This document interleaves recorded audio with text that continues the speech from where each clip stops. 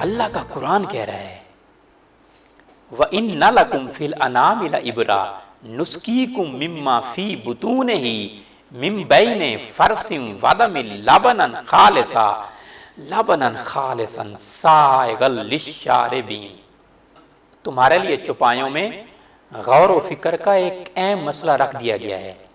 हम तुमको उनको पेटों में से जहां अलात हजम और खून निकलता है उसके दरमियान से दूध निकालते हैं, सुभान अल्लाह, जो कि पीने वालों के लिए बहुत लजीज होता है, और इंसान बिला किसी कोशिश के उसके अंदर चला जाता है, सुभान अल्लाह। एक तरफ गोबर है, एक तरफ खून है, और दरमियान से अल्लाह दूध निकाल रहा है। और अल्लाह ताला कुरान में फरमा रहा है दूध हर मर्ज के लिए शिफा है।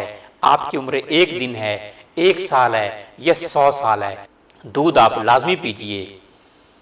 हजरत अब्दुल्ला बिन अब्बास फरमाते हैं हजूर सल्लल्लाहु अलैहि वसल्लम ने दूध पिया और कुली की और फरमाया कि जो सर दर्द के मरीज हैं और जो बुखार के मरीज हैं उनके लिए चिकनाट गैर मुफीद है। आप सल्लल्लाहु अलैहि वसल्लम ने हमेशा पतला दूध इस्तेमाल किया। बहुत सारी ऐसी रिवायात हैं, बहुत सारी अहादीस हैं।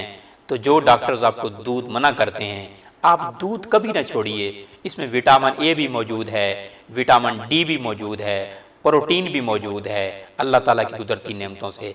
लेकिन आप पैकेट वाले दूध से लाजमी बचिए।